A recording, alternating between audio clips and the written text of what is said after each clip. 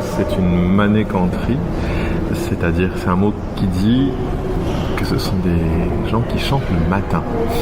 Donc c'est particulièrement un chœur de garçons qui a fêté ses 70 ans récemment et il se compose de pas loin de 90 enfants, 90 choristes.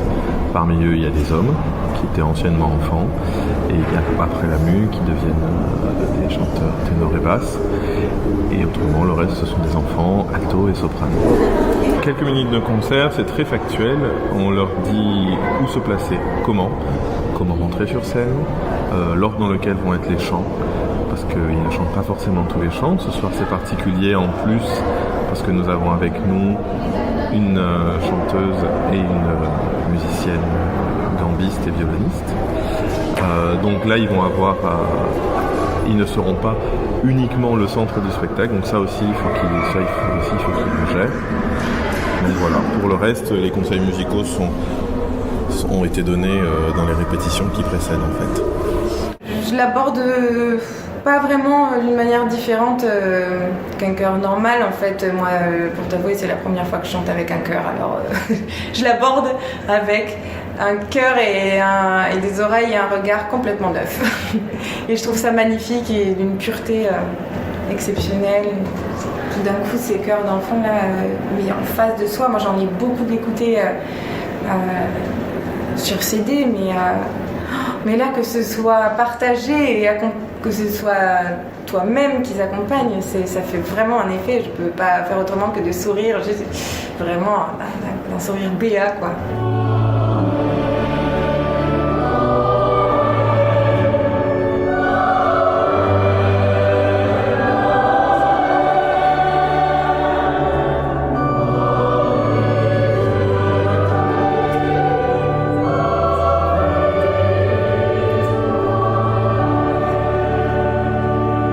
Vous vous sentez comment, aussi proche du concert ? Bien. Bien parce que c'est sauf un imprévu ou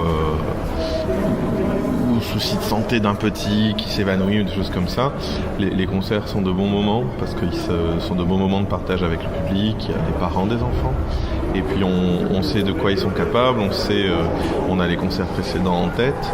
Donc on est plutôt heureux de partager ça avec eux et avec le public. C'est indescriptible. Quand je chante, j'ai pas le trac. J'étais pianiste avant et j'étais une traqueuse phénoménale, mais dans le chant, j'ai jamais eu de trac. Par contre, je suis traversée par plein d'étapes différentes. J'ai des moments d'excitation très fortes où j'ai qu'une envie, c'est d'y être tout de suite là et je suis tellement impatiente. Et je sais que ça va être un moment magique où je vais vivre des sensations et des émotions incroyables, donc j'ai envie d'y être. Et puis il y a des moments où tout d'un coup j'ai peur quand même. Puis il y a des moments où tout se pose, tout se calme comme ça, comme une méditation.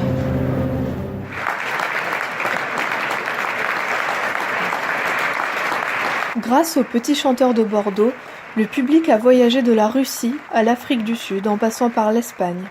Leur chef, Alexis Dufort, a même invité le public à participer à certains chants de Noël.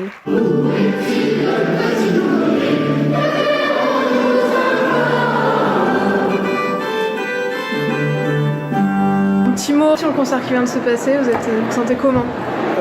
Très vivant, ils sont surexcités, en plus ils ont une grosse journée de travail et le fait d'enchaîner et puis demain ils ont encore école, ils ont du mérite. On peut les retrouver quand ces petits chanteurs ? Là on va les retrouver peut-être en région, mais avec les anciens uniquement parce que les nouveaux connaissent que le répertoire de Noël. Sinon en mai, en tout cas c'est sûr, le week-end du 23-24 mai à la cathédrale avec le chœur de filles également.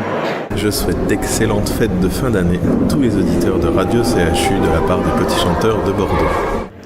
Mes chers auditeurs adorés, je vous souhaite une excellente et très joyeuse, de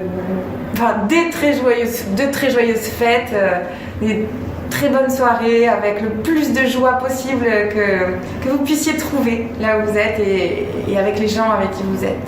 Au nom de tous les petits chanteurs de Bordeaux, on vous souhaite à tous de très belles fêtes de Noël et un très joyeux Noël. Chantez ensemble.